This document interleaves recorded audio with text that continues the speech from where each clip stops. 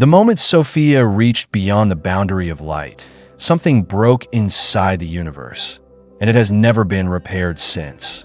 Every war you have ever read about, every plague that wiped out millions, every empire that collapsed into ash, the Gnostics said it all traces back to a single moment, a single mistake before humanity even drew its first breath.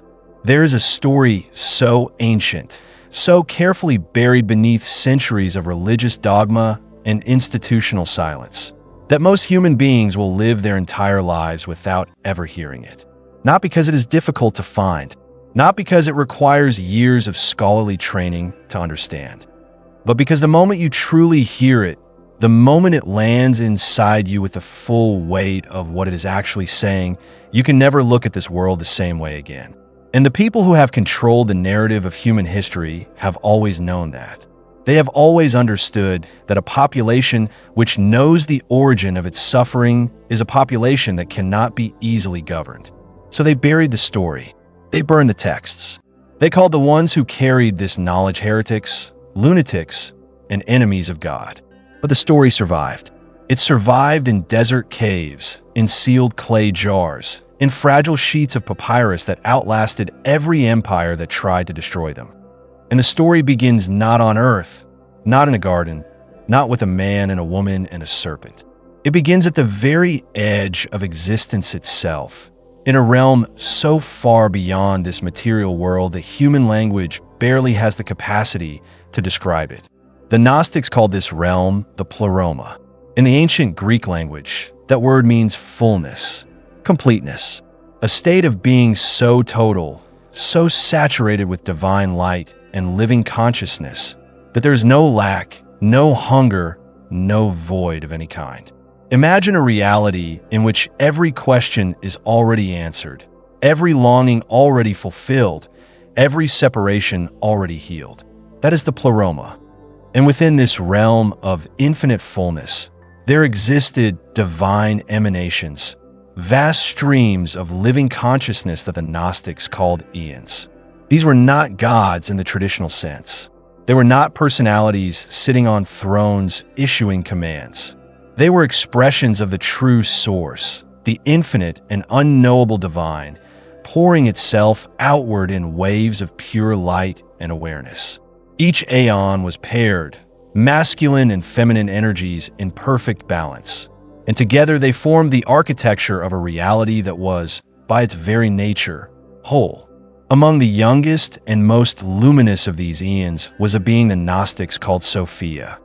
Her name in the ancient Greek language means wisdom, and she was, by every account, left behind in the texts of Nag Hammadi, the most breathtaking and the most tragically flawed of all the divine emanations.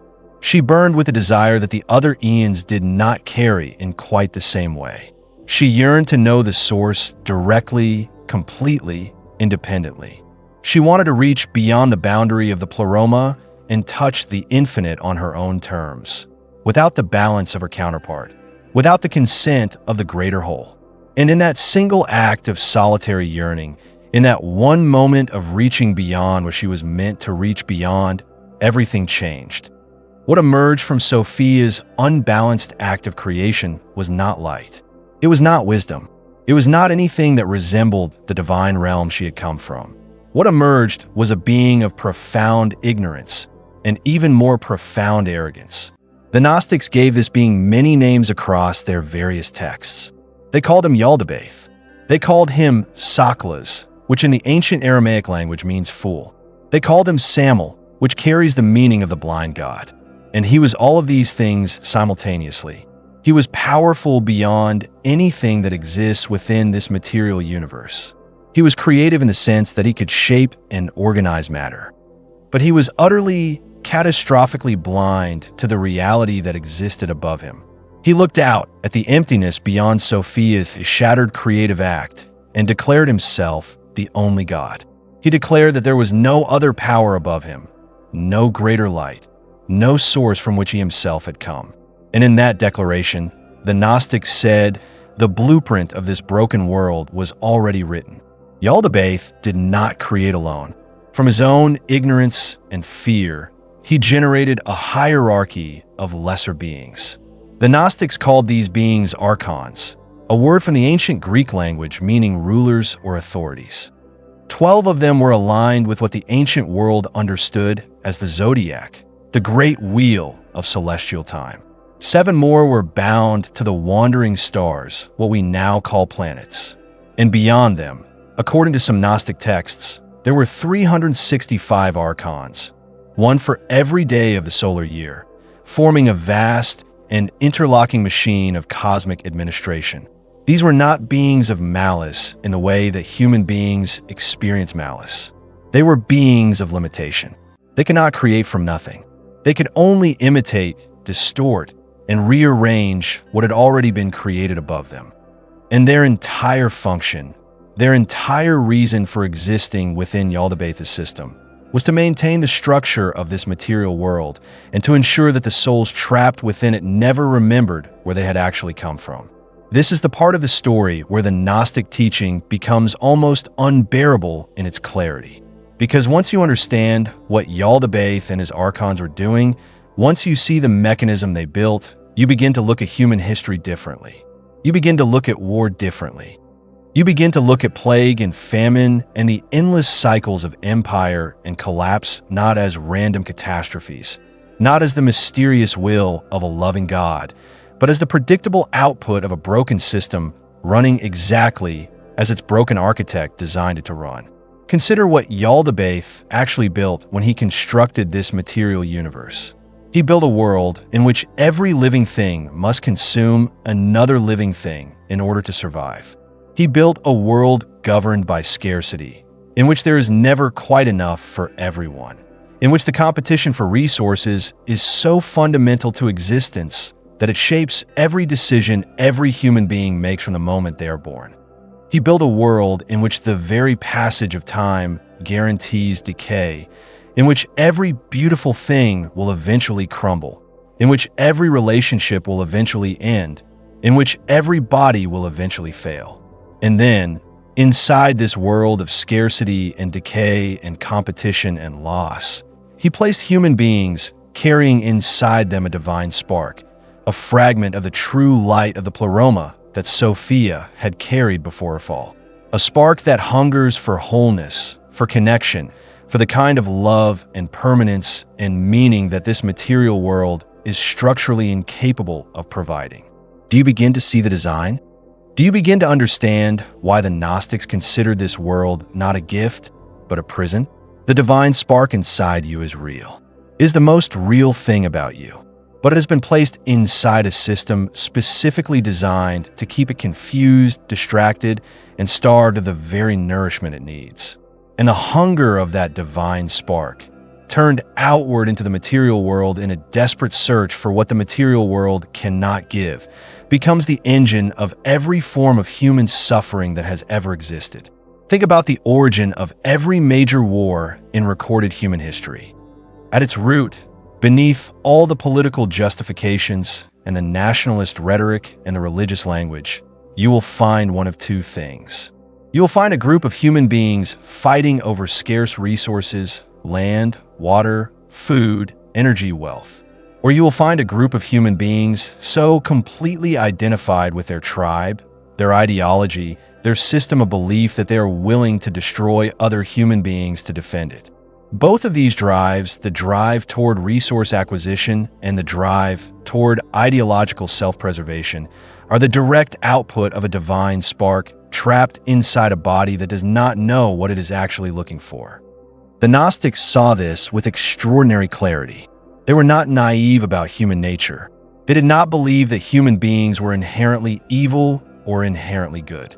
They believed that human beings were inherently divine, but systematically confused, placed inside a world that redirected their deepest longings into channels that could never satisfy them, and then watched as that frustration and that hunger turned into violence, domination, and destruction. The plagues that swept through the ancient and medieval worlds, the pandemics that reshaped civilizations, the famines that reduced thriving populations to desperate remnants.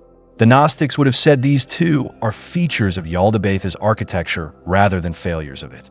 A world in which bodies are fragile, in which microorganisms can end a human life in days, in which the climate and the soil and the rain are just unreliable enough to tip entire societies into starvation, is a world in which the divine spark is kept perpetually focused on physical survival rather than spiritual remembrance.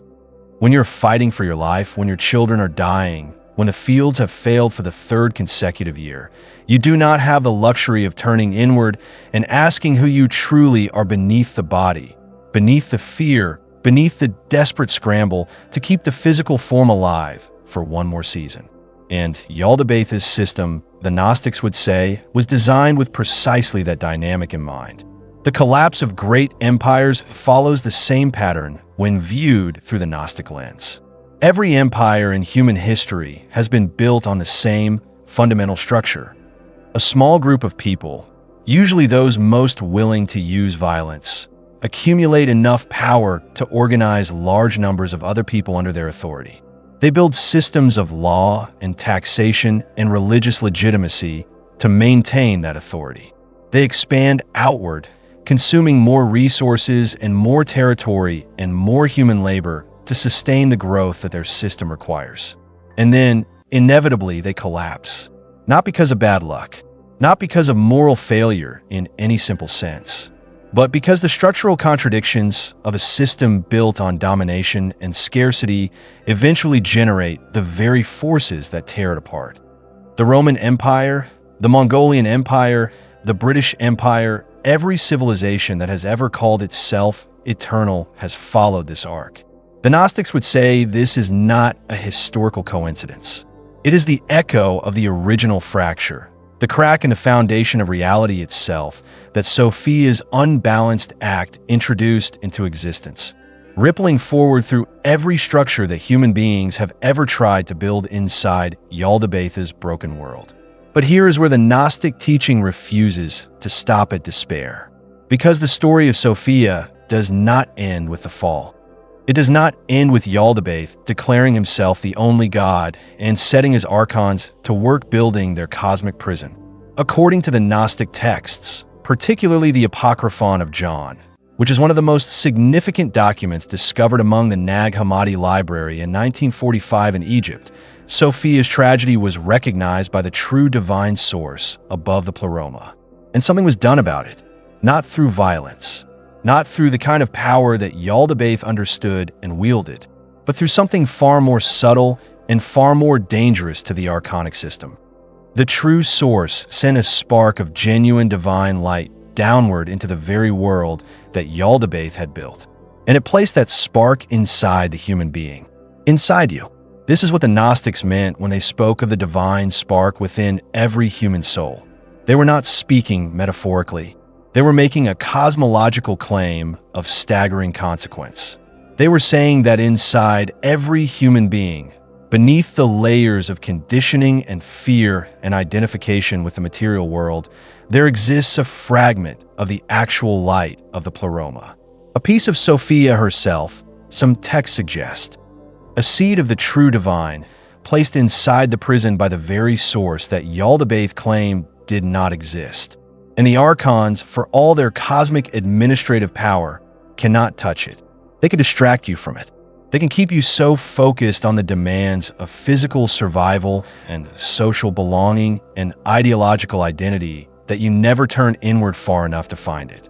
But they cannot destroy it, because it does not belong to their world. It was never created by their architect.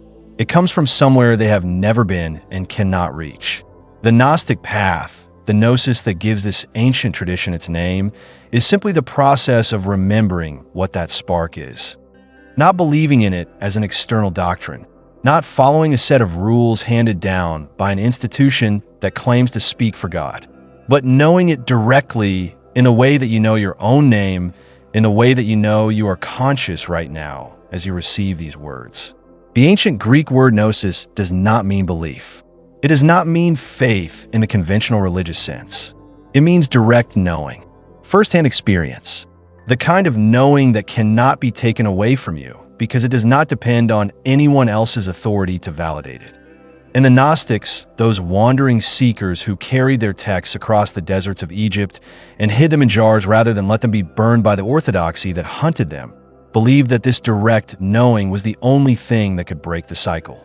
The only thing that could stop the divine spark from being recycled back into Yaldabaoth's system again and again, life after life, war after war, plague after plague, collapse after collapse. When you understand that the suffering of this world is not random, when you understand that it is the predictable output of a broken creative act at the beginning of time, something unexpected happens. The suffering does not disappear. The wars do not stop. The plagues do not end. The empires continue to rise and fall in their ancient rhythm. But your relationship to all of it changes completely, because you're no longer inside the story in the same way. You're no longer the confused and frightened fragment of divine light that does not know what it is or where it came from. You are the spark that remembers. And the spark that remembers cannot be used in the same way by a system that depends on forgetfulness to function. This is why the texts were burned. This is why the teachers were silenced. This is why the early institutional church spent the first several centuries of its existence not spreading love and healing, as its founder had instructed, but systematically hunting down and destroying every alternative version of the story that gave human beings direct access to their own divine nature without the mediation of priests, bishops, and emperors. Because a human being who knows what they are, a human being who has found the divine spark within themselves and recognized it as real, is a human being who no longer needs the system. And a human being who no longer needs the system is the most dangerous thing that any system built on Yaldabaoth's architecture has ever encountered. The crack in the foundation of this universe is real. Sophia's fall was real in the sense that matters, which is to say it describes with devastating accuracy the actual texture of the world we inhabit. A world of breathtaking beauty and unspeakable suffering existing side by side. A world in which the divine is unmistakably present and unmistakably imprisoned at the same time. A world in which human beings are capable of the most extraordinary love and the most extraordinary cruelty, sometimes in the same moment, sometimes in the same person. The Gnostics looked at this world and refused to explain it away with comfortable stories about divine plans and ultimate purposes that justify the suffering of the innocent. They looked at it clearly, with open eyes, and they said, "This world is broken, and the brokenness has a cause, and the cause can be understood. And the thing that was broken, the connection between the divine spark and its source, can be, at least within you, repaired. The universe was broken before you were born. That is not your fault. But the spark inside you, that fragment of Sophia's original light, that seed of the pleroma placed within you by a source that Yaldabaoth never knew existed, that is your inheritance. And the moment you stop looking outward for what can only be found within, the moment you turn the gaze of that inner eye back toward its own origin, the fracture that has driven every war, every plague, every collapse in human history begins in you to heal. The broken universe cannot be fixed from the outside. It never could, but it can be remembered from within. In remembrance, the Gnostics whispered across 1600 years of silence, is the only key that has ever worked. If this knowledge moves something inside you, if some part of you recognized what you just heard as more than a story, leave that recognition in the comments below. Tell me what shifted. Tell me what question this opened inside you that you cannot close. Because those questions are not distractions. They're the divine spark doing what it was always meant to do. Subscribe to Gnostic Inner Eye so you do not miss what is coming next. Because we're only beginning to go deeper. And the deeper we go, the more undeniable the truth becomes. Stay awake. The inner eye sees what the outer world was designed to hide.